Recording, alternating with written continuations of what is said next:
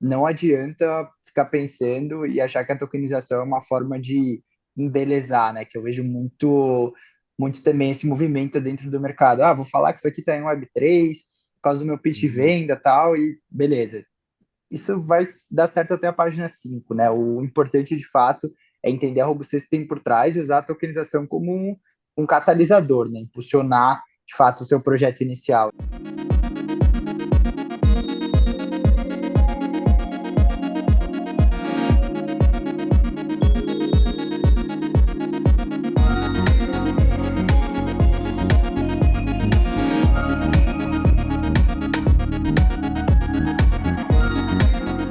Sejam todos muito bem-vindos a mais um Tratalks. É um enorme prazer ter vocês aqui com a gente de novo. Eu sou Gabriel Della e é com grande alegria que eu recebo o Carlos Akira, partner da Jantar Advogados e investidor e advisor da Zuvia.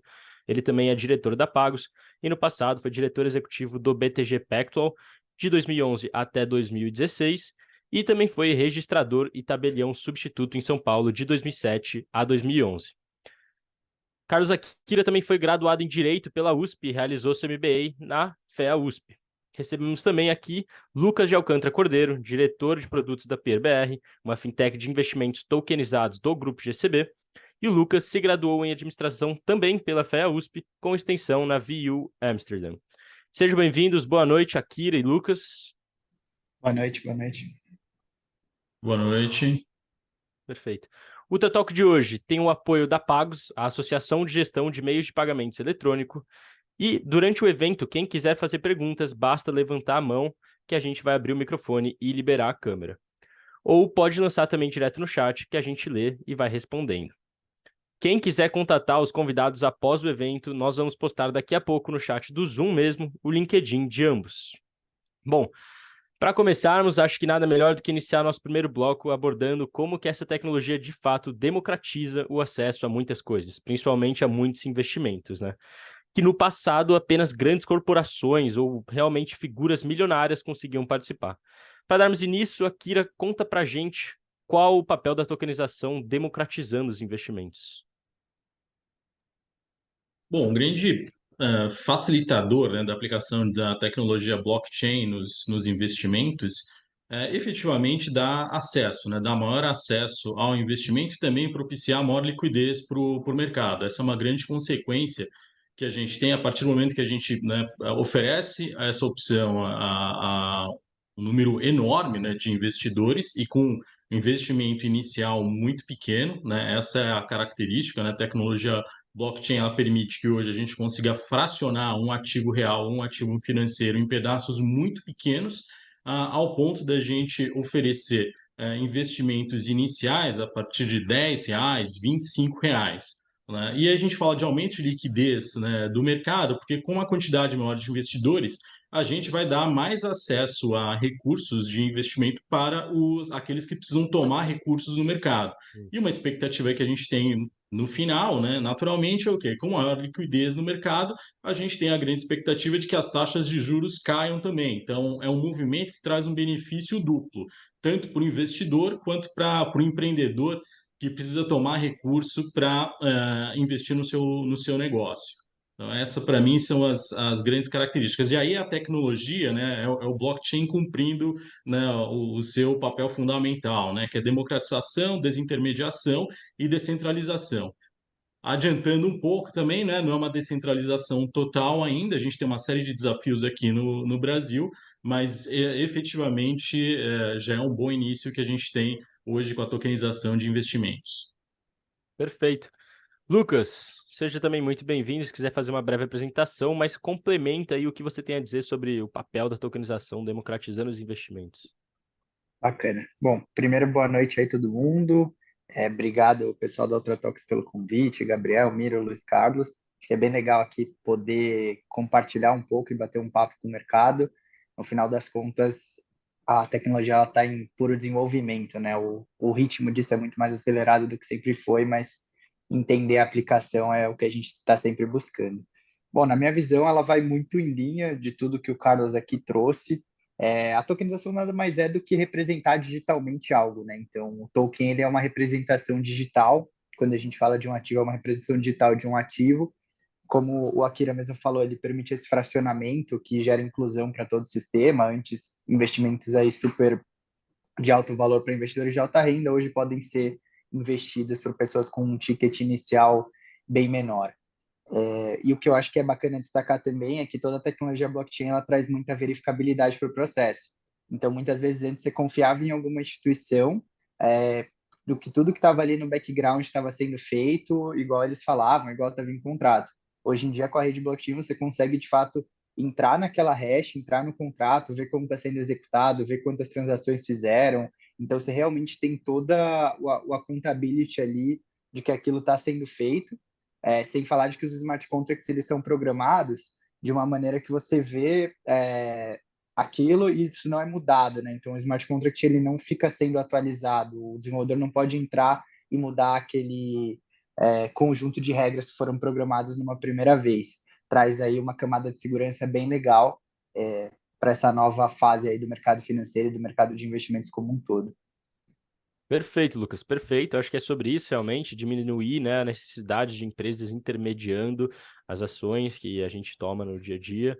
E continuando então nesse tema, como que isso acaba ajudando muitos investidores e muitos negócios a terem um custo de transação, né, muito menor quando eles utilizam essa tecnologia? Porque acho que você vai conseguir explicar muito melhor que eu, então toma a frente aí, Lucas.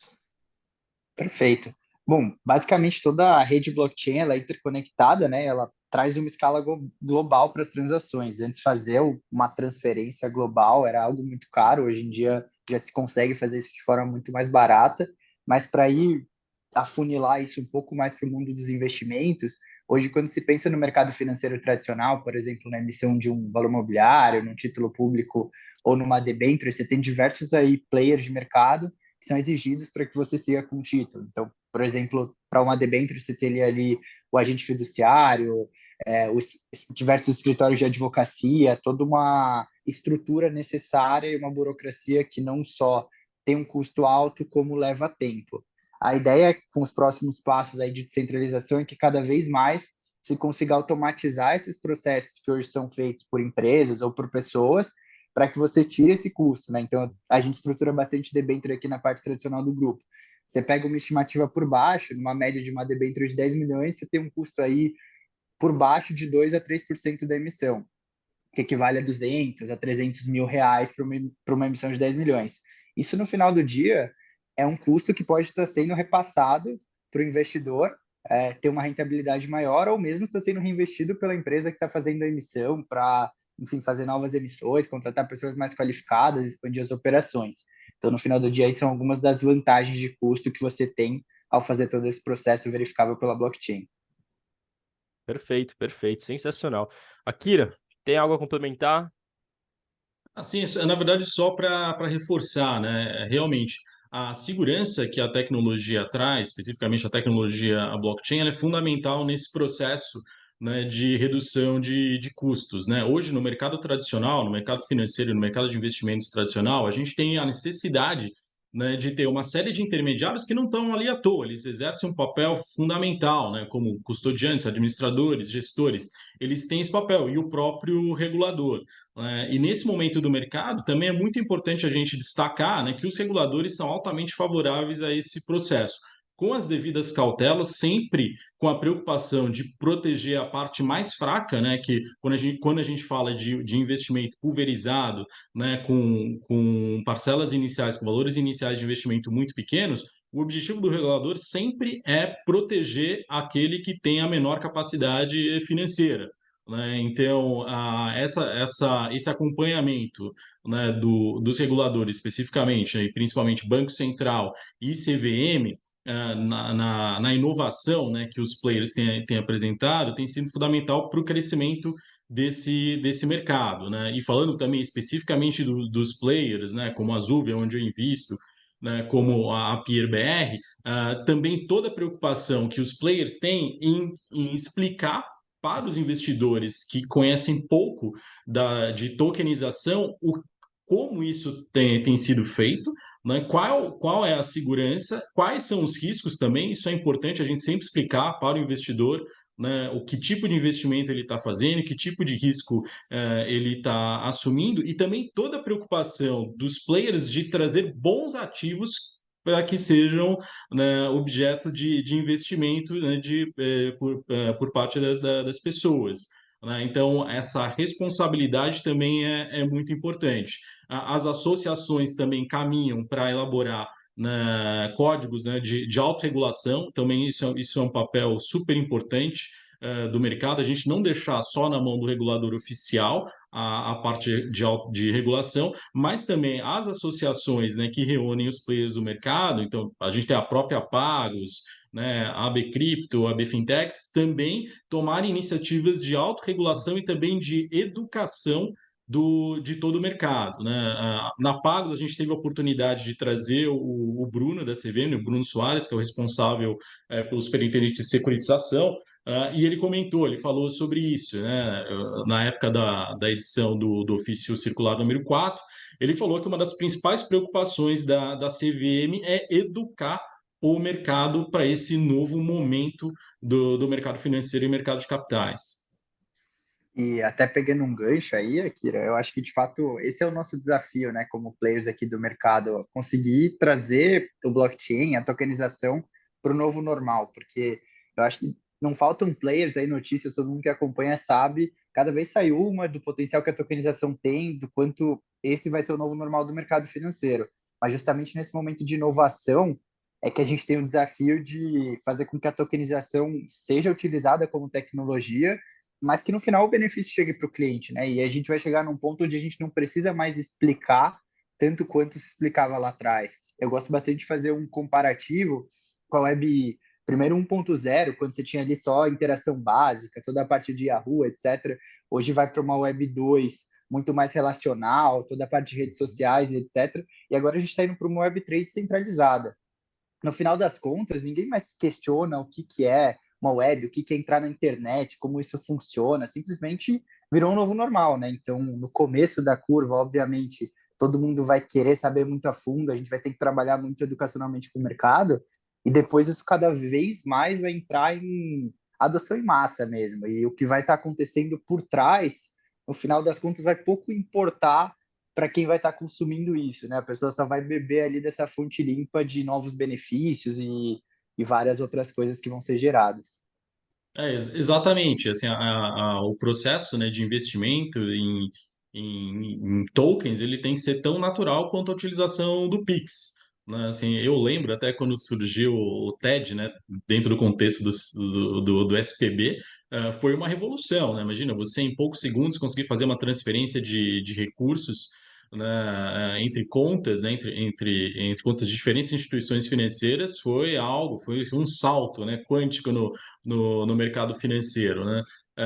E mais recentemente a gente teve a experiência do Pix, né? Que acabou até derrubando o DOC, né? O DOC sumiu do mercado, e hoje, quando a gente vê os indicadores da ABEX de transações, né? A gente vê, por exemplo, o cartão de débito, né? Que surgiu em determinado momento do mercado como revolucionário, ele está diminuindo cada vez mais, e cada vez mais o volume de Pix tem aumentado. Tem todo um desafio aqui no Brasil, né, em relação à conectividade, né? Dados continua sendo um desafio no Brasil, hardware também é um desafio, né? A gente não dá para garantir que todas as pessoas vão ter um smartphone de ponta para utilizar, mas o sucesso do Pix acho que explica toda a graça do nosso mercado, né? Porque no final, e isso até refletido em pesquisa, o brasileiro é um early adopter, né, de tecnologia, né? Especificamente no mercado financeiro, numa pesquisa do Banco Mundial, o brasileiro foi classificado como um pioneiro. Quer dizer, a gente está num país subdesenvolvido, a gente tem carência, né, em educação, carência em acesso a dados, carência em acesso a hardware, e mesmo assim o brasileiro ele adora tecnologia financeira, né? E comparado até com países desenvolvidos, o brasileiro, em relação a comportamento, ele adota muito fácil tecnologia financeira, óbvio, desde que ela seja fácil de entender. E essa é a grande expectativa, né? Acho que todo mundo aqui, eu toda hora, estou visitando as plataformas que já estão operando com tokens de investimento e vejo sempre a preocupação de todos em garantir uma boa experiência para o usuário, né? Não só em relação à informação, mas na própria navegação das plataformas ou nos apps, para que a pessoa consiga compreender exatamente, né, ter acesso a todas as informações sobre o token que ela está adquirindo em forma de investimento, os riscos, taxas, né, e a forma, né? Assim, hoje, por exemplo, tem muitos players já que estão colocando até um botão automático, né? Porque hoje a gente já vive até uma escassez, né, de tokens de investimento. Então, as pessoas que já se acostumaram a investir e receber, né, e ser remunerada com uma taxa tão atrativa, ela já tem essa necessidade, né, de garantir, de ter o acesso a uma fila preferencial, né? Olha, a partir do momento que vence o meu investimento, eu já quero lá deixar a aplicação automática, né? Então, isso já é um fenômeno que a gente percebe nas plataformas, né? Assim, bom, já tem usuários que já estão super acostumados com o investimento, né, tokenizado e já estão dispostos a deixar lá um valor para aplicação automática, né? Então, já é um bom sinal, né, de desenvolvimento desse mercado. Sim, sim. Lucas, quer continuar algo nesse tema ainda? Que eu vi que vocês têm muita coisa para falar.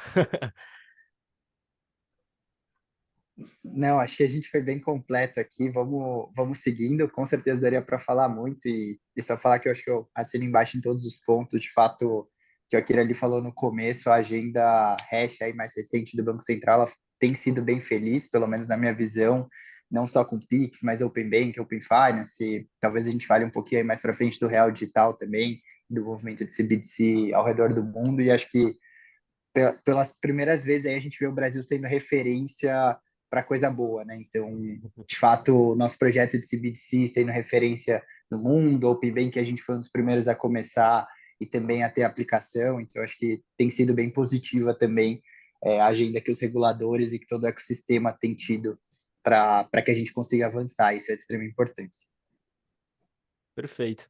Então, levando isso para a prática, né? O Akira até chegou a mencionar sobre a Pagos. O Lucas também falou que quer que isso se torne tão natural para nós, usuários dessa tecnologia, e não vocês que realmente produzem negócios com essa tecnologia, que lá na Pagos muita gente comenta comigo, e eu sei que muitos têm ali interesse em tokenizar algum tipo de negócio que eles possuem, né? Algo relacionado com agricultura, agropecuária, geração de energia. E eles comentam muito sobre isso. Então, Akira, me conta como que eu posso tokenizar algo e o que pode ser tokenizado ou não. Se você quiser dar até um case aí para o mercado de pagamentos ou algum trabalho que você fez com alguém, assim, como que a gente pode tokenizar algo? E o que é tokenizável e o que não é? Essa é uma pergunta recorrente, né? Principalmente as pessoas vêm com essa pergunta e tem sempre uma preocupação regulatória, né? É fato que o nosso ambiente, né, de legislação aqui no Brasil ele é ultra complexo, então é um componente de desafio para a gente, né, aumentar a utilização da tokenização na parte de investimentos, na parte de criação de produtos, mas o que eu gosto de dizer sempre, né, aqui como advogado, né, para os clientes que vêm me consultar sobre tokenização, é que tudo pode ser tokenizado. Todos os ativos reais, os ativos financeiros, eles podem ser tokenizados. Cada um desses ativos vai apresentar um tipo de desafio regulatório específico, né? Como eu falei, o Brasil ele é um país, né, altamente complexo em termos de legislação. Mas aí vale bastante a questão eu gosto de usar o termo, né, criatividade jurídica, disposição a enfrentar os desafios e identificar as oportunidades, né? Bom, quais são as estruturas que precisam ser criadas aí do ponto de vista jurídico para viabilizar esses investimentos? Mas de cara, assim, o exemplo que eu dou, o Lucas já falou sobre isso. Hoje, o que está acontecendo, até para a gente facilitar a compreensão, a educação do mercado que está se formando para investimentos em tokens, né? O que está acontecendo é que a gente está pegando os produtos tradicionais, né, do mercado financeiro, já são produtos de investimento tradicionais e aplicando a tecnologia blockchain para trazer para o mundo digital com todos os benefícios que a gente já falou. né, de diminuir o ticket inicial de investimento, de dar maior acesso às pessoas, de levar para a pessoa que é tomadora de crédito uma taxa de juros menor, e do outro lado parece contraditório, mas não é levar uma taxa de juros melhor também para o investidor.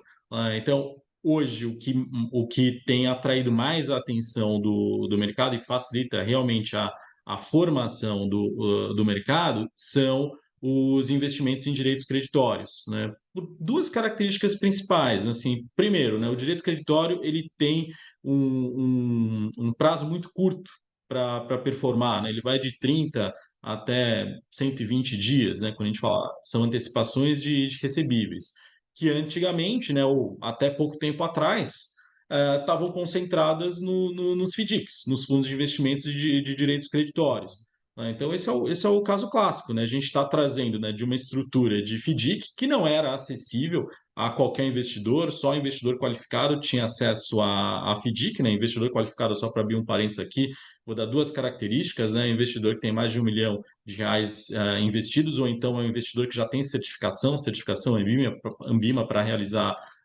investimentos, então não era um produto acessível a qualquer pessoa, né? Hoje, aplicando a tokenização, né, você consegue, a partir de R$ 25, vamos dizer, na média aí das plataformas, a pessoa já consegue aplicar R$ 25 mil e ter uma taxa de juros de até 1,3% ao mês. Quer dizer, hoje, quando a gente olha para a poupança, é 0,7 ao mês, né?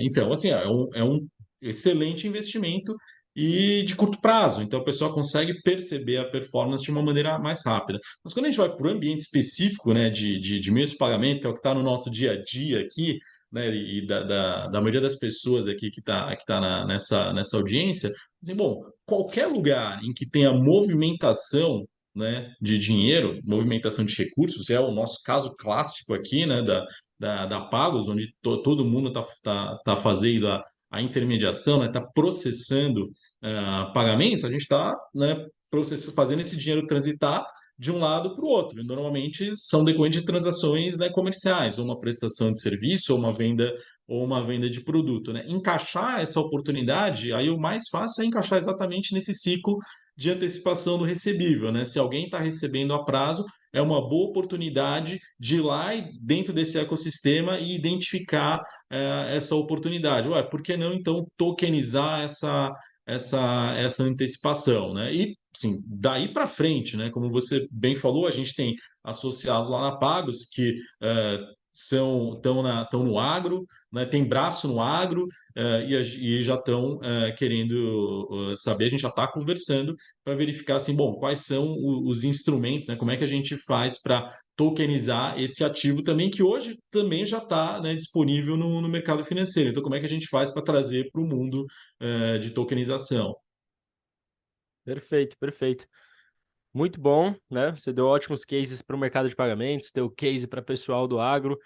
E o Lucas, eu acho que você tem um case bem legal, que é justamente o da sua empresa. E o Akira abordou bastante a importância da tokenização para os recebíveis, né? O quanto que pode ser explorado esse mercado. Eu gostaria que você contasse um pouco para a gente do seu case, né? E, assim, como que você pode tokenizar algo parecido, utilizar dessa tecnologia e como vocês utilizaram dessa tecnologia, né? Para criar o que vocês criaram. Bacana. Bom, a gente está de fato aí inserido no mercado de crédito como grupo GCB desde 2009 e eu acho que a gente sabe que hoje crédito é uma dor forte no Brasil, né? E óbvio que quanto mais liquidez a gente conseguir dar para a empresa boa, mais o país cresce. Como a Kira falou, acho que é um ciclo que só se retroalimenta, todos os possíveis players do mercado vão aí se beneficiar. Aqui dentro do grupo GCB, então, a gente começou com antecipação de recebíveis entre 2013 e 2014, até que a gente criou, de fato, uma plataforma que concede crédito focado em pequena e média empresa, né, que foi uma dor que a gente identificou aí na época, e faz isso com inteligência artificial, machine learning, etc. Então, a gente passou a conseguir dar crédito 24/7, e na outra ponta a gente conectou uma ferramenta de funding, que é o PeerBR, para conseguir trazer investimento ali na ponta para o investidor PF, para os investidores menores, como a gente estava falando aqui, também 24/7, né? Então, já bastante revolucionário aí para o mercado financeiro tradicional, para ter que esperar horário bancário, etc. A gente conseguiu linkar essas duas pontas. E no final das contas, a tokenização é a representação digital do direito que está por trás daquele crédito. Então, à medida que eu empresto dinheiro para alguém, eu tenho o direito de receber, e esse direito aí, no caso de uma antecipação de recebíveis, ele está lastreado naquele recebível. Então, eu passo a ser o dono do recebível, compro isso por um valor menor, um recebível, por exemplo, de 1 milhão, eu compro por 900 mil, e quando chegar a data de vencimento ou as datas de vencimento parceladas, eu vou recebendo ali o valor até que no final eu vou ter 1 milhão e isso me gera um spread que vai acabar culminando na rentabilidade. Hoje tudo isso é representado digitalmente aqui dentro e é assim basicamente que a gente tokeniza, que a gente oferece para o investidor. E eu acho que é muito revolucionário porque você tem acesso ao crédito em si. Então, você vê todos os indicadores daquele crédito, você vê a nota fiscal que lastreia o crédito, você tem um contrato que te dá o direito de recebimento referente à parcela que você comprou. Acho que está muitos passos além de você investir, que seja num FDIC ou num fundo que depois vai colocar esse dinheiro e alocar da forma que ele vê mais fit, né? Da forma que ele vê mais inteligente, só que você não tem tanto poder de decisão e você acaba pagando taxas aí para esse fundo administrar. Então ele acaba sendo mais um intermediário. É bacana também para quem não quer ali estar tão inteirado, mas para o investidor que quer se inteirar um pouco mais, quer rentabilidades acima do mercado e quer tomar sua própria decisão, é bastante revolucionário esse processo de tokenizar o direito creditório aí, que a gente começou fazendo com nota fiscal, né? Operação de crédito de antecipação de recebíveis, e hoje já perpassa também por precatórios, por cotas de consórcio, por diversas operações estruturadas aqui que a gente tem no nosso na nossa parte de DCM, né, na nossa parte de mercado financeiro tradicional, que vão para agro, vão para mercado imobiliário, e tudo isso a gente consegue tokenizar e dar uma cara bem legal aí, deixar acessível para os nossos investidores na PeerBR poderem desfrutar do investimento. Perfeito, perfeito. Acho que foi um ótimo exemplo. Dá para entender bastante na prática, né? O que é justamente o que a gente está buscando nesse segundo bloco aqui. E já que a gente entrou na prática, o Akira até começou ali no início da resposta dele, da pergunta passada, citando sobre a dificuldade, né? Que hoje em dia tudo pode ser tokenizado e o único bloqueio é realmente a regulamentação, né? A regulação por parte da CVM. E eu queria perguntar, Akira, Lucas, desculpa, né, inicialmente para você, como anda a regulação por parte da CVM, né? E quais são as maiores dificuldades que você encontra no mercado hoje em dia quando você tenta criar um negócio tokenizado, né? Se são o público, se é realmente de fato a CVM, o Banco Central. Fala aí pra gente. Perfeito. Primeiro, até reforçar, eu compartilho bastante com a opinião do Akira, eu não sou advogado, né, de formação, mas isso acaba fazendo muito parte do dia a dia, de que o nosso grande desafio aqui como empresa é ser flexível e conseguir fazer com que a regulação ela jogue a nosso favor, né, para que a gente consiga botar aí na rua títulos que são bons para o investidor, que sejam seguros e por aí vai. Então, dado esse desafio, eu acho que hoje o mercado e todos os reguladores eles têm caminhado junto e aberto espaço para diálogo. A gente já falou um pouco aqui de todo o papel que o Bacen está tendo. Quando a gente fala de CVM, e de fato acho que aqui esses investimentos que a gente tem falado em direitos creditórios cada vez mais têm caído para a tutela da CVM. A CVM tem avançado, ela soltou alguns ofícios aí recentemente, né? Então começou aí com o parecer de número 40, onde o que de principal ali foi dito é que, independente de ser ou não ser o token, que é a representação digital, o que importa de fato é o ativo subjacente, né? E por isso que o Akira trouxe tão bem pontuado que cada caso vai ser um caso, porque cada ativo subjacente é um ativo subjacente, não tem para onde fugir, né? Você vai precisar olhar a estrutura do ativo e como você vai tratar isso juridicamente. Depois desse parecer, eles pavimentaram um pouco mais, e aí o Bruno, que participou aí com vocês até do episódio, ele soltou um ofício de número 4, trazendo uma nova luz acerca do entendimento da CVM, como que alguns títulos desses não se enquadravam como valor mobiliário, eles passaram a dizer que sim, se enquadram e deram ali todos os requisitos que vêm aí de uma jurisprudência do teste de Howey, né, que é aplicado lá pela SEC americana, e enquadram um título como valor mobiliário ou não. Isso pavimentou um pouco dos próximos passos de mercado, até bastante junto à Bcrypto, a gente conversou bastante com a CVM, teve muita abertura, acho que o Bruno teve um papel fundamental nesse processo, escutou muito o mercado, e hoje cada vez mais eles têm apontado a resolução 88, que fala sobre crowdfunding, como um próximo possível passo aí de mercado para que a gente continue ofertando esse tipo de título, sem ter toda aquela estrutura de custo tradicional para um valor mobiliário per si, né, como uma debênture que a gente estava falando, ou qualquer outro que o valha. Então, é um pouquinho desse panorama regulatório que a gente vê hoje, até se conversa um pouco sobre a possibilidade de fazer uma regulação específica para a tokenizadora, mas a CVM ela quer estar mais perto, ela quer estar acompanhando, ela lançou aí sandboxes ao longo dos anos para estar próximo do mercado, de maneira que ela tenha bastante informação para fazer uma boa regulação. E no final das contas, também outro ponto que o Akira trouxe, que acho que é o mais fundamental de tudo, a CVM quer garantir que as boas empresas possam ofertar os ativos, façam as coisas certas, mas ela não quer dar margem para empresas ruins acabarem entrando no mercado, enganando investidores. A gente sabe aí o quanto de pirâmides acabam sendo lançadas e quanto de pessoas acabam caindo em pontos que não são tão interessantes do ponto de vista da segurança mesmo e da robustez do investimento. Então, é muito importante que esses reguladores andem com a gente para que os próximos passos do mercado incluam todo mundo e que a gente possa oferecer cada vez mais investimentos que sejam revolucionários, mas que sejam seguros, né? Perfeito, maravilha. Akira, gaste todo o seu conhecimento como advogado agora também. Algo a complementar sobre essa parte de CVM, as dificuldades que a gente encontra no mercado, o Banco Central, o público. O Lucas também tinha falado rapidinho sobre tentar chegar num Web 2.5 ali, né? Que a gente é o nome que a gente dá para tentar tornar essa transição para a Web 3 um pouco mais comum para o usuário. E se você quiser comentar sobre isso, vai em frente aí, cara. Então, vamos lá. Não, na verdade, só reforçar o que o Lucas falou, né? Acho que a gente tem que enaltecer tanto o Banco Central quanto o CVM nesses últimos anos, né? E aí o Banco Central lá na origem, né? Na nossa origem, né? Do setor de mesas de pagamento, que foi um projeto totalmente apartidário, foi um projeto de Estado, que começou lá em 2013 e continua evoluindo, né? Até hoje. Agora a gente está em vias de começar, né? Aliás, já começou, né, o piloto do Real Digital, que a gente pode falar mais para frente. Como o Lucas falou, assim, ó, a gente teve Sandbox CVM, a gente teve Lift do Banco Central, que foram movimentos super importantes dos reguladores recebendo os players inovadores para falar, assim, ok, vem aqui, você tem uma ideia nova, você quer apresentar algo novo, vem aqui, vamos testar, vamos fazer isso num ambiente controlado e dando certo, a gente transforma isso numa nova prática de mercado. Isso foi fundamental para o desenvolvimento do mercado e realmente coloca o Brasil numa posição de vanguarda, né? E essa é uma transição efetiva, né? Como você falou, é da Web 2 para a Web 2.5 para a Web 3.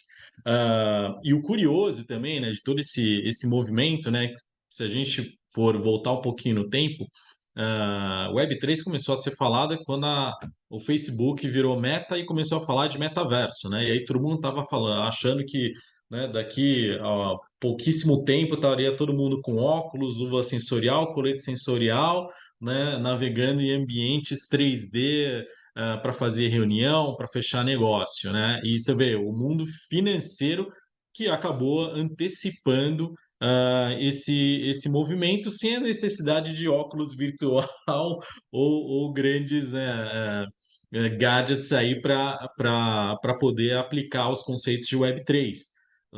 Isso né, o que a gente está vivendo hoje, né, é Web3 na veia. E o que eu vejo é que essa conexão, né, esse movimento vai propiciar um encontro de gerações, né? Eu gosto sempre de falar que, pô, eu vou ficar totalmente realizado em relação a esse movimento quando meu filho efetivamente estiver transacionando com tokens, né? Porque meu filho tem 12 anos, ele joga alguns games onde NFT tokens já são ativos muito comuns, né? Mas são negociados hoje num mercado que não é um mercado, não é um mercado regular, é um mercado paralelo. Mas para ele, você não precisa explicar o que é um token, os bits e bytes que estão por trás da tokenização. Já para essa geração já é um movimento natural, que eu vejo que daqui pouquíssimos anos, esses dois movimentos vão se encontrar. Eu vou ter o prazer de estar transacionando com meu filho com tokens, né? Com- eu interpretando token de um jeito, ele de outro, mas falando de ativos que vão poder ser liquidados tranquilamente num grande marketplace de tokens, né? Então, são mundos diferentes que vão esferas, dimensões diferentes da economia, que vão se encontrar e vão gerar mais negócios ainda para todas as pessoas, para todas as empresas, para todos os países, né? Eu acho que esse movimento do regulador foi muito importante e eu espero que continue. Na verdade, eu nem vejo assim mais como mudar esse movimento que está acontecendo, porque ele tem sido ultra positivo, né? Sempre tem alguém que acaba questionando, né? Então, por exemplo, poxa, as coisas às vezes demoram no Banco Central, na CVM. Cara, a gente tem que entender também, né? Eles têm recursos limitados, né?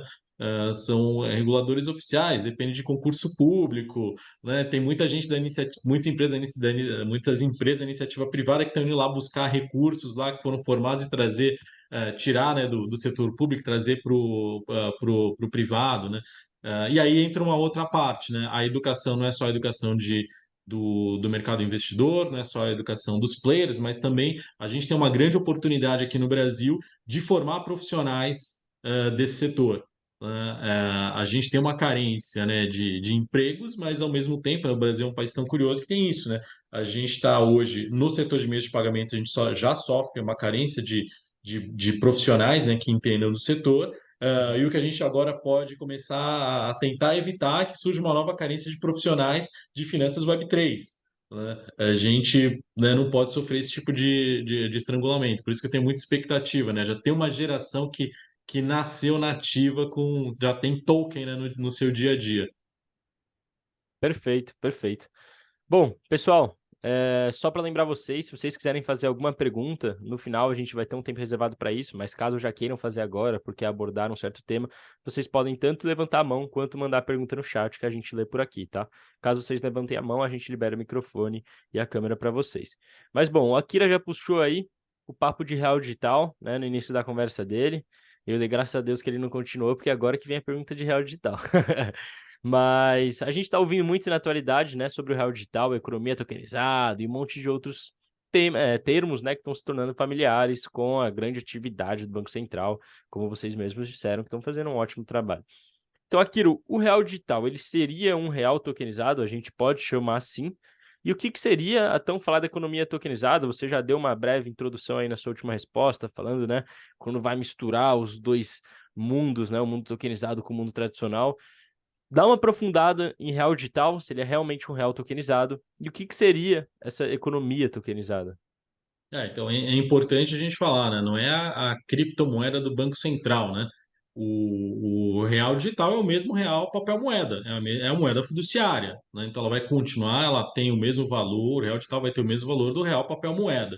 É a moeda fiduciária, né, do Brasil, né? A moeda do Banco Central. Ela só está mudando de formato, né? E a grande expectativa hoje, né, quando a gente olha para o Real Digital, né, e olha para o projeto do Banco Central, a gente vê as premissas que ele colocou, né? Então ele já parte de um contexto de economia tokenizada, né? Então isso é super interessante, né? Por exemplo, bom, ele já está projetando, né, que o Real Digital ele surge, né, o projeto já surge para resolver uma série de problemas, uma série de desafios de uma economia tokenizada. E aí, quando a gente fala de economia tokenizada, a gente vai falar o seguinte: ó, são movimentos, né, que vão estar em diferentes blocos, né? Quando a gente fala de blockchain, vão estar em diferentes blocos. E qual é o desafio desse? Que o próprio Banco Central já coloca no projeto, né? É a interoperabilidade. Porque se a gente não garantir, né, que os diversos blocos, né, as diversas iniciativas em blockchain se comuniquem, a gente, na verdade, vai ter um grande problema, né?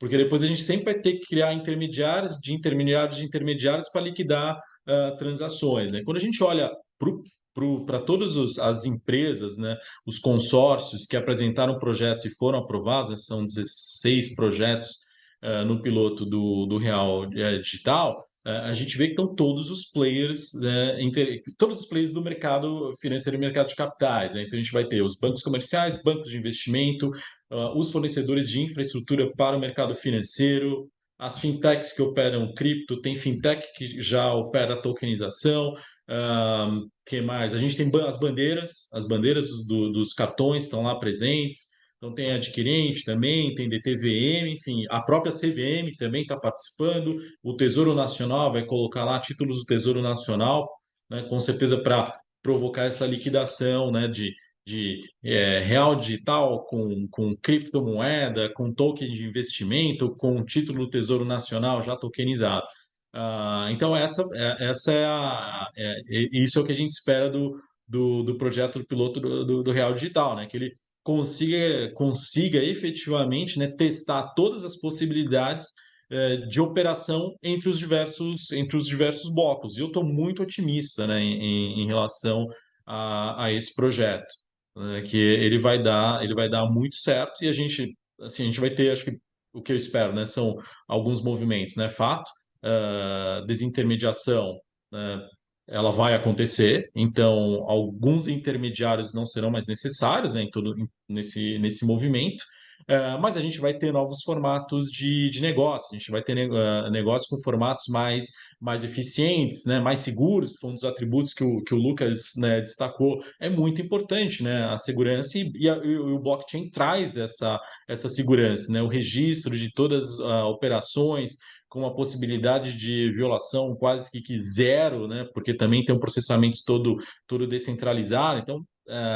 isso tudo vai ser testado dentro do piloto do Real Digital. E também um movimento, né, que a gente não estava vendo ainda no Brasil, né? A gente estava vendo fora, mas das Big Techs estarem participando. Então a gente tem Big Techs também, que eu esqueci de mencionar. As Big Techs estão muito presentes no piloto do Real Digital, e isso é muito importante, né? E aí também dá o grau de relevância, né, desse movimento do Banco Central, ao ponto de atrair as Big Techs que estavam assim, um pouco distantes, né, elas estavam mais atuando como fornecedoras de infraestrutura e agora estão interessadas em participar desse movimento efetivamente. Então, mostra a relevância dessa iniciativa do Bacen. Perfeito. Lucas, complemente, deixe sua opinião. Bacana. De fato, assim, a minha visão, o real digital, assim como todo mundo tem sido tratado bem forte o sistema de CBDC, né? E é uma forma dos bancos trazerem, centralizarem, dos bancos centrais centralizarem todo esse tema. Hoje aqui no Brasil, de novo, acho que a gente tem sido bastante referência. Tem alguns projetos aí que começaram antes, então a China tem um case bem legal também. Mas o que eu vejo de mais legal aqui no projeto do Brasil é que está se pensando no ecossistema financeiro como um todo, né?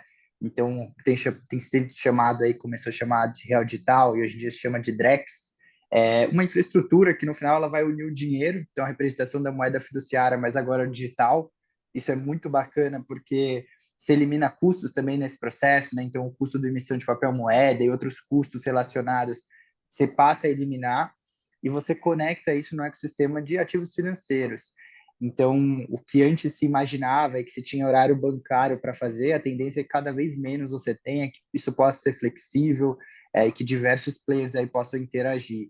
E o que eu sempre gosto de falar, e que eu acho que é um bom paralelo aqui, assim como o Pix trouxe bastante inovação para todo o setor de meio de pagamentos, eu vejo de forma bem similar e análoga ao que o Real Digital se propõe a fazer, né? Então, em vez de ser diretamente o setor de meio de pagamentos, eu acho que ele é cada vez mais um Pix, entre aspas, para o setor de serviços financeiros mesmo, onde vai quebrar a barreira, onde vai trazer interconectividade, e onde o mundo inteiro vai estar olhando, né? Então, cada vez mais que todos os países avançam nas suas regulações e que a gente consegue chegar em meio termos coesos, até se imagina conectividade entre países. Já se falava em, por exemplo, o Brasil puxar esse movimento entre América do Sul, Mercosul, e a gente começar a ser referência nisso também. Então, eu acho que a quantidade de aplicações e de inovação e de bons negócios que vão surgir, ela é gigante. Todo o processo de condução que o Bacen fez e está fazendo tem sido muito feliz, né? Desde trazer educação com os webinars que eles fizeram ali entre 2020 e 2021, o Lift Challenge, como a Kira bem falou, para você tangibilizar casos de uso, e agora eles já estão com uma plataforma piloto aí desde março testando, e a expectativa é que para o final de 2024 talvez a gente já consiga ver casos reais, né?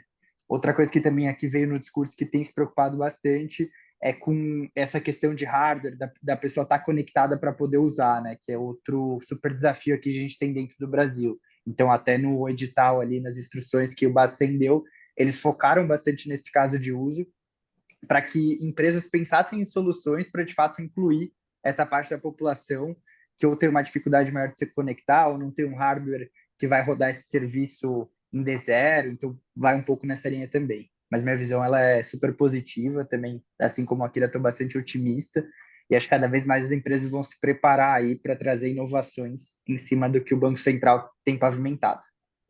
Perfeito, perfeito. Então, levando tudo isso que a gente falou hoje aqui sobre tokenização, o Lucas deu até um exemplo agora nessa resposta sobre chega de esperar os horários bancários para precisar fazer as coisas que você precisa fazer.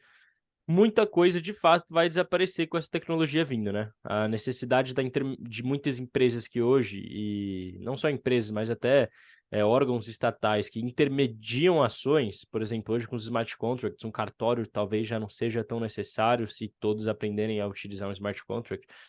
O que vai desaparecer com essa tecnologia, principalmente se vocês conseguirem dar exemplos do mercado de pagamentos, para a gente colocar alguém aqui em desespero, seria legal.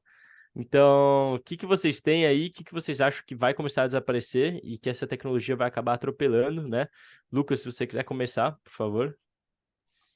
Legal, vamos lá. Eu acho que no final a tecnologia ela vem para fazer os players se reinventar, né? Então, inovação é isso e sempre foi. Por lá atrás, a Blockbuster reinava e o Netflix veio para disruptar o modelo. Eu acho que as tecnologias vêm para fazer isso, seja lá qual for o setor. Blockchain realmente ele tem esse papel de cortar intermediário, trazendo um exemplo mais fácil de dia a dia, que já se comenta bastante até nesse meio de CBDC, é, por exemplo, você poder fazer a transferência de um veículo entre o comprador e o vendedor pelo celular. Hoje você tem todo um processo árduo, você precisa ir no cartório, etc. A gente pode dar passos para que os cartórios sejam cortados da jogada, né? Então, e aí como que os cartórios se reinventam, como que a gente consegue avançar para que tudo isso ocorra com segurança. Acho que isso aí é um dos exemplos. E diversos outros players que a gente até falou anteriormente, né? Então, players envolvidos aí no mercado financeiro mais tradicional, pô, eventualmente um agente fiduciário deixa de fazer sentido dentro de alguma operação? Pode ser que sim, mas como que ele vai se reinventar para talvez trazer uma nova camada de segurança, para provocar o mercado de outra forma e deixar todo o ecossistema mais completo, para prover um serviço, trazer a inteligência de dados que ele tem ao longo aí dos últimos tempos para dentro do processo. Então, acho que aqui tem dois exemplos que são bacanas. Deixar também a palavra para o Akira, que acho que a gente conversou um pouquinho antes, ele tem exemplos bem legais aí também. Perfeito. Manda bala, Kira. Eu não gosto de falar, não vou dar nomes aqui, né? Nem do tipo de. Eu vou falar um pouco dos tipos de serviço, né? Que a gente pode refletir, né? Então, poxa, toda vez que a gente falar, né, de desintermediação, então é óbvio, né? A gente quer tornar o mercado mais eficiente e um intermediário que não for necessário, ele tem que se reinventar ou realmente ele vai, né, desaparecer, né? Isso causou até um pouco de mal-estar, né, em alguns painéis da Febraban-Tech, onde estava se discutindo tokenização da economia, criptomoeda, o próprio CBDC, né, o próprio Drex. Que você tinha lá, né, alguns painéis que reuniam os reguladores, né, Bacen, CVM e players do mercado. Então, assim, bom, aí surge lá a pergunta, né, o que vai acontecer, né? Alguém vai desaparecer? Fica aquele mal-estar, mas é fato, né? Assim, você está pensando, puxa, o que que a blockchain resolve, né? Bom, registro, né? O blockchain registra tudo. Está tudo ali registrado, armazenado de maneira segura. Bom, quando você vai começar a pensar em registro, poxa, quem faz registro, né? Se não se reinventar, se não pensar em inovar, vai perder a função. Tá como você falou, né, Gabriel? Não fui eu que falei, você falou de cartão, como eu já fui tabelião e registrador substituto. Eu tenho uma solução, por exemplo, para esse setor, né? Porque eles carregam algo muito importante, que é um legado de informações, né? E esse legado de informações, ele é relevante para as transações futuras. Então, como é que eu vejo o papel deles? Não é eles saírem totalmente do mercado, mas eles registrarem todo esse legado de informação, de transações no bloco. né? Sim. E aí eles vão ter um papel relevante, né? Olha, se eles trouxerem as informações que estão lá, né, o legado deles todo para o bloco, eles passam a ter um papel relevante nas transações futuras. Óbvio, né, que essa validação, né, ela tem que ser precificada de uma maneira justa, né, e que também viabilize e torne o mercado mais eficiente. Mas é óbvio, né, a partir do momento que ele coloca no bloco, ele vai ter um custo menor e vai trazer mais eficiência ao mercado. Então, poxa, ele realmente merece receber uma fração dos valores transacionados, né? Não todo, óbvio. Né? Então, o mercado vai passar por esse tipo de transformação, é inevitável, né? E algumas empresas, né, alguns serviços efetivamente não serão mais necessários, né? Então, vou dar o exemplo aqui, vou citar o nosso presidente do Banco Central. Ele tem falado muito, quando fala de criptoativos, né? Ele fala muito sobre a custódia. Custódia é um problema, é um desafio para criptoativos, né? Assim, quando a gente olha, né, para os problemas, né, que surgiram relacionados a criptomoedas, a gente vê muito que qual foi o problema? Foi a custódia. Por quê? Porque a gente tinha uma exchange fazendo a custódia das criptos dos seus clientes e ela usou indevidamente essas criptos. Né? Então, poxa, o problema lá não foi, né, a tecnologia, não, foi um custodiante que não agiu de boa fé, ele foi, né, trabalhar com ativos que não eram deles.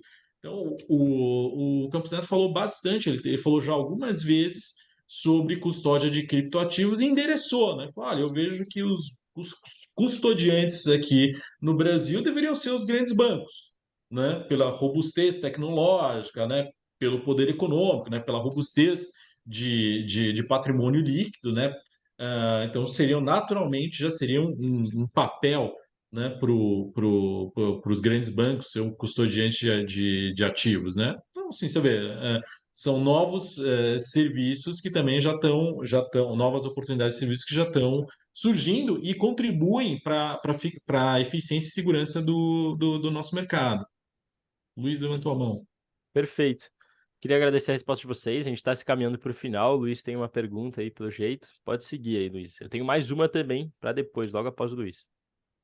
É, a gente está falando da evolução e tem uma força de arrasto. Tem algumas coisas que podem segurar a evolução. Assim, me parece que a tecnologia não é o problema. A gente não está usando uma tecnologia nova. A gente está implementando as conexões, está criando regras, mas não houve uma tecnologia inovadora. Aí eu penso que teríamos talvez dois contrapontos a essa evolução. Um é a falta de profissionais, porque eu acho que 40 empresas envolvidas aí no piloto do Real Digital. Mas se mais instituições quisessem atuar, eu acho que ia faltar gente para implementar o que precisa ser feito, né, em termos de conexão, segurança, etc. Isso é uma força de arrasto. A outra talvez a questão cultural, porque tudo isso que a gente está falando é lindo e maravilhoso, mas tem algumas regiões do país que tem falta de infraestrutura ou muitas vezes falta de cultura mesmo, que ainda vai demorar para as coisas evoluírem. E eu fico pensando que existem inclusive políticos, sem generalizar um ou outro, certo? Que tem todo o interesse que dinheiro, papel, continue existindo, porque nós já descobrimos várias situações em que os políticos estavam carregando papel não declarado estou dizendo político como exemplo, mas várias é, é, tem muita gente que não está gostando que todas as transações tenham um registro em tempo real, né? O que é que vocês acham sobre essas dificuldades, essas forças de arrasto? E se essa visão faz sentido ou eu estou exagerando? Não, faz sentido, efetivamente, né? Começando, né? Analisando a questão de mão de obra, efetivamente é um desafio já no setor de meios de pagamento, é um desafio no setor de tecnologia, vai ser um desafio no setor, né, na Web3, em finanças Web3. Isso efetivamente é um desafio, mas é um movimento que tá começando. E como eu falei, né, essa questão de cruzamento, né, de gerações, hoje a gente já tem uma geração que muito cedo já está mexendo, né, já está lidando no seu dia a dia com token e NFT. Né? E aí não é só porque eu não estou falando só do meu filho, né? Que ele está aqui na classe média alta, ele já tem um bom celular e ele já sabe o que é isso. Então, assim, qualquer criança hoje que tem acesso a um jogo de celular, ela está tendo contato com tokens, com NFT, e ele já está transacionando, ainda que isso não envolva dinheiro. Né? Então, mesmo um celular precário, ele consegue baixar um game e usar. Né? Então, eu acredito que isso vai ser um facilitador, né, para a inclusão e formação de profissionais, né? Porque eles já vão saber do que se trata. Ele não necessariamente precisa ser a pessoa que vai mexer nos bits e bytes, né? Então, acho que essa é uma característica importante também. Né? A questão, né, do papel moeda, né, que facilita a lavagem de dinheiro, a tecnologia realmente está, a cada dia ela deixa essa possibilidade menor, né? Mesmo quando a gente fala de criptomoeda, né? Porque do outro lado também vem o regulador fazendo uma série de exigências que tornam no final, né, muito difícil você ter um ativo, mesmo que seja digital, sem fazer a declaração, porque em algum momento você vai ter que trazê-lo para a vida real, você vai ter que transacionar. E quando você for transacionar, ele vai ser marcado. Né? Mas é fato, assim, o que eu costumo dizer é que o bandido sempre quer estar um passo à frente, né? E aí a gente tem que, né, o regulador, né, os reguladores, eles vão correndo atrás para ir fechando as portas. Mas eu acho que o maior exemplo aqui no Brasil de adesão rápida, né, exponencial, é o Pix. O Pix ele foi facilmente adotado, né, os números comprovam isso, com todas as dificuldades que a gente tem aqui no Brasil. Né? Então, eu acredito que a tokenização vai seguir no mesmo caminho, e sempre o desafio para os players é garantir que a experiência do usuário seja a mais fácil, a mais simples possível. Então não adianta você sofisticar muito no app e o app ser gigante a ponto de não conseguir ser baixado em qualquer celular, né, só nos celulares mais caros. Isso já é um desafio, né? Todo mundo tem essa preocupação, né, de ter propiciar uma experiência muito simples para todos os usuários. Lucas, quer opinar também? Não, acho que da minha parte eu concordo super. Eu vejo que o próprio tema que a gente estava falando de CBDC traz bastante à luz para isso, né? De lavagem de dinheiro e facilita com que tudo agora passe a ser traqueado. Então, acho que a gente vai avançar bastante, o que é importante. É importante a gente ter regulador perto disso, cada vez mais. Até a gente tem o próprio público de cripto hoje dando não, né? Fechando as portas para projetos que não estão tão bem nesse sentido. Então, por exemplo, não sei aqui quem vai conhecer, mas tem um projeto de criptomoeda que chama Monero, que ele acabou ficando queimado dentro do mercado por justamente ele estar possibilitando aí transações irregulares e não trazer uma boa traqueabilidade, né? Não possibilitar que isso aí fosse traqueado de maneira efetiva. Então, acho que o mercado está caminhando cada vez mais para a gente ter isso bem feito, e acho que daí a gente só tira benefício mesmo. Perfeito, maravilha. Eu queria deixar uma última pergunta, então, se alguém tiver também uma pergunta para fazer, pode colocar no chat, pode levantar a mão que a gente libera o microfone e a câmera. Mas eu queria que vocês, em poucas palavras, dessem uma dica, assim, dissessem algo para alguém que hoje sonha em criar um negócio, que sonha em tornar o seu negócio em algo tokenizado, ou que sonha em criar um negócio tokenizado que ele tem em mente. Qual que seria a principal dica? O que seria, assim, para iniciar com tudo? Como começar? Porque não é simples, assim, a gente fala tanto aqui de tokenização, mas na hora de você chegar e perguntar para uma pessoa, então, vamos tokenizar ali sua plantação de soja? Vamos. O cara não sabe, não faz ideia o que começar. Ele claramente vai ter que entrar em contato com alguma empresa, porque as empresas, talvez, assim, a Zuvia, o Akira, né, fala muito pra gente que a Zuvia, ela consegue desenvolver um projeto para você, caso você tenha algum. Então, nós, como pessoas leigas, por mais que nós entendemos o que é esse termo, né? Como criar um negócio, qual que é a dica principal que vocês dariam?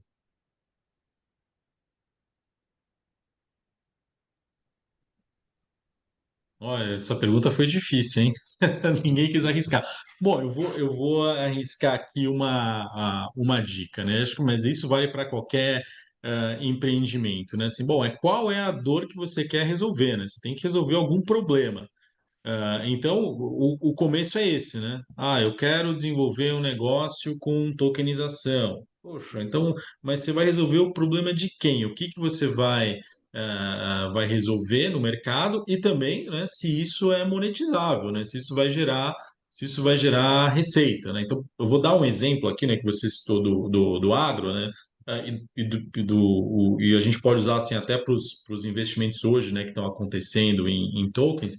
A gente está hoje partindo muito, né, de trazer para o mundo digital um produto financeiro que já existe, né? O nosso desafio, efetivamente, é trazer ativos que sejam nativos digitais. Acho que esse vai ser o ápice, né, da tokenização. Não, eu tô tirando aqui uma série de intermediários. Eu estou falando direto com o produtor rural e trazendo o ativo dele direto para a tokenização e oferta, né? Poxa, mas oferta para quem? É só para o cara que quer especular, que quer investir? Não, eu quero levar direto para quem vai consumir aquele ativo dele, né? Então, esse é um caminho efetivo, né? A gente não está nesse momento ainda, né? Mas eu já posso te dizer, a molecada do game já está.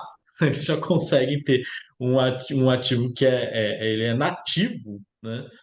Digital, né? Ele já está tokenizado e eles conseguem trazer para o mundo real facilmente, né? Então, eu acho que pensar dessa maneira é uma boa maneira de entrar nesse mundo, né? O que que dá para trazer direto para a tokenização e trazer direto, efetivamente gerando valor.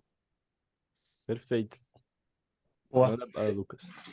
Do meu lado, acho que eu concordo bastante com a visão. No final, é muito importante se falando de ativo financeiro e investimento, né? Porque se a gente for para outros temas, blockchain tem várias outras formas de ser aplicada.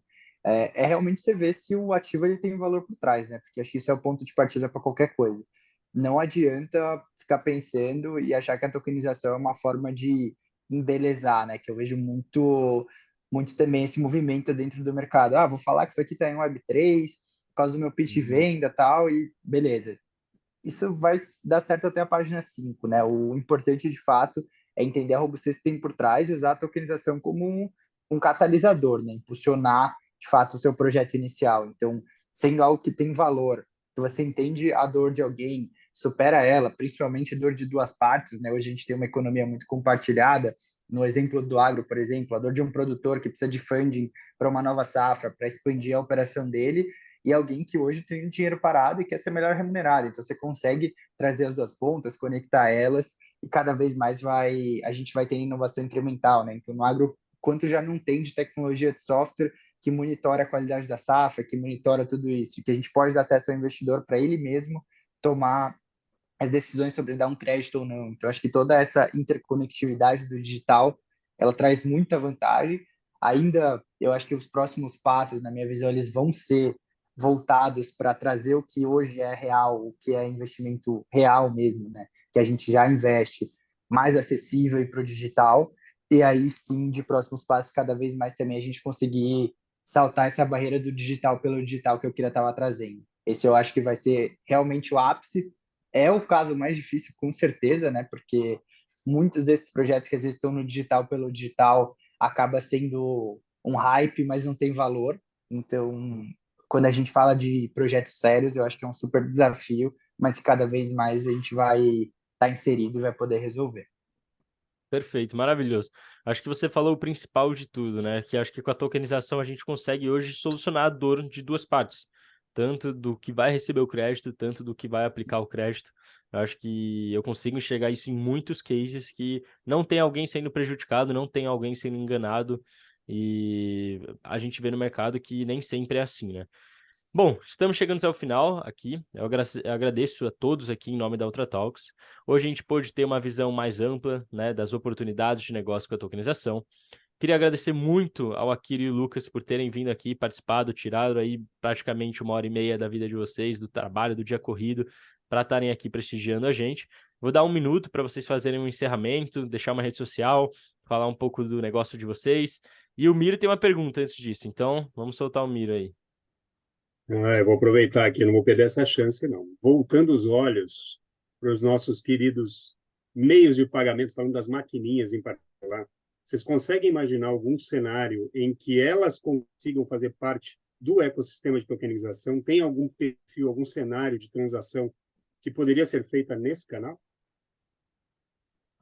Eu imagino sim, assim, eu vejo, por exemplo, as maquininhas hoje, elas têm um poder de penetração gigantesco, né? Então, uma das coisas que eu vislumbro, né, em relação a tokens é elas serem um distribuidor, né? Elas estão em contato com, né, as maquininhas têm milhões de pessoas que estão lá em contato diariamente, né? Então a gente tem lá o comerciante, né, que tá com a maquininha e nós lá, né, fazendo pagamento a todo instante na maquininha. Então ele é um excelente ponto de conexão, né, de distribuição, né? Então eu começo a imaginar assim, poxa, o POS ele né, tem um potencial, né, ultra relevante de distribuição, né?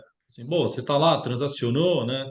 ah, Emite um token aí, né? Recebe um token, né? Então eu vejo como explorar como um papel de formação, né? De mercado, eu vejo que tem um potencial interessante, porque ela já está lá presente, né?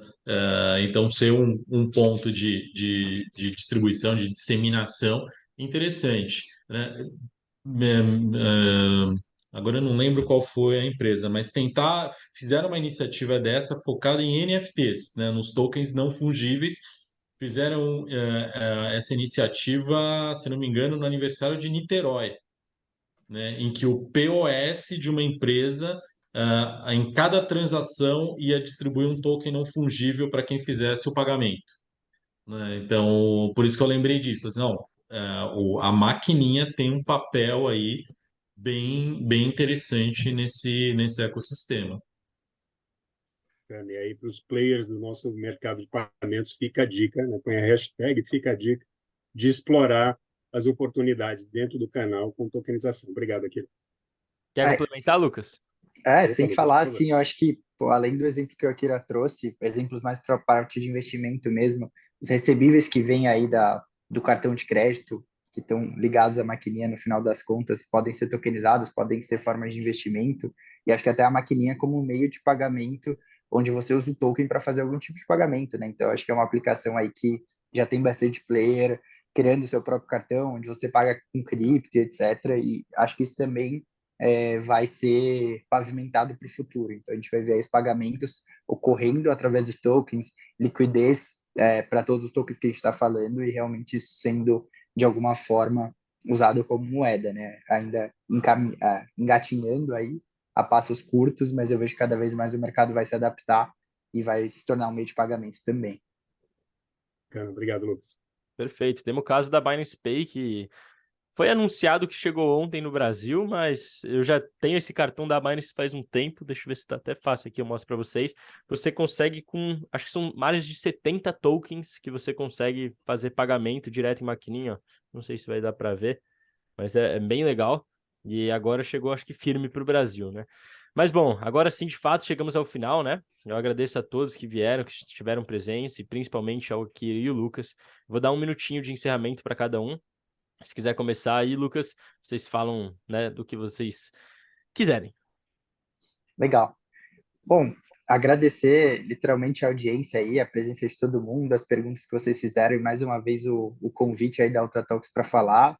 Os meninos deixaram meu LinkedIn, o do Akira, no chat. Fiquem à vontade para entrar em contato. Eu vi que até algumas pessoas me adicionaram aí as suas redes antes mesmo da gente estar falando aqui pelos anúncios que já tiveram. Então, vamos conversar. Acho que tem muito projeto legal que dá para ir para frente. Aqui como peer, como grupo GCB, A gente está sempre aberto, tem muito interesse, inclusive, em dialogar, sempre tem operação legal para fazer. E vamos continuar falando, porque como a gente está discutindo aqui, é só com o mercado entendendo, com cada um trazendo seu ponto de vista e com a gente juntando ideias, juntando forças, que cada vez mais a gente vai pavimentar esse caminho para um novo mercado financeiro mais inclusivo, para um novo mercado financeiro mais acessível e que traz aí diversas vantagens para todas as pontas, né? Isso só vai acontecer se todo mundo participar, se todo mundo inovar em cima da inovação do outro. Acho que esse conceito de inovação incremental em comunidade, ele é um grande efeito impulsionador, catalisador para a gente continuar dando os próximos passos. Então, mais uma vez, obrigado a todo mundo e acho que é um prazer aqui estar falando com todos vocês. Perfeito. Obrigado, Lucas. Akira, se despede aí do pessoal. Bom, obrigado a todos, obrigado Lucas, Luiz, Miro, Gabriel, Daniel, Renato, agradeço muito o convite de participar aqui, foi um bate-papo bem interessante, enriquecedor, né? Já aprendi mais depois desse bate-papo. Estou à disposição, todo mundo, quem quiser me conectar, minha rede preferencial é o LinkedIn, eu gosto de falar bastante pelo LinkedIn, então quem quiser conectar, fica à vontade, manda pergunta, a gente troca depois celular, fala pelo WhatsApp, mas acho que o ponto aqui o de encontro é o LinkedIn. E, pô, reforçar a mensagem do Lucas, né? Esse é um mercado que está começando, ele é novo, ele depende muito, né? Não vai adiantar nada a gente ter toda essa tecnologia, toda essa facilidade se a gente tiver os participantes. Então, a gente precisa muito dos participantes, né? Então, os empreendedores que precisam de tomar crédito, dos investidores que querem ter acesso a uma taxa de juros, né, melhor. A gente precisa dessa participação de todo mundo e o nosso papel é ajudar as pessoas a entenderem como esse mercado funciona, como ele vai se desenvolver de uma maneira segura, né? E a gente também aprende com cada novo bate-papo, com cada nova conexão. Isso é fundamental para o crescimento né, para a formação dessa economia tokenizada que o Banco Central está projetando. Perfeito. Obrigado novamente, então, aos nossos convidados. E lembrando vocês que a Ultra Talks de hoje, né, teve o apoio da Pagos, a Associação de Gestão de Meios de Pagamentos, e que essa live vai ser publicada no nosso canal do YouTube nos próximos dias. Recomendo que vocês sigam o nosso canal do YouTube e ativem as notificações para vocês terem sempre de primeira mão os nossos vídeos, tá? Sigam também a nossa página do LinkedIn e a página do LinkedIn dos nossos convidados. Amanhã mesmo, ou depois de amanhã, teremos um resumo breve dessa live em formato de artigo no nosso LinkedIn. Então, obrigado a todos e aguardamos vocês em um próximo Talks. Grande abraço e até breve.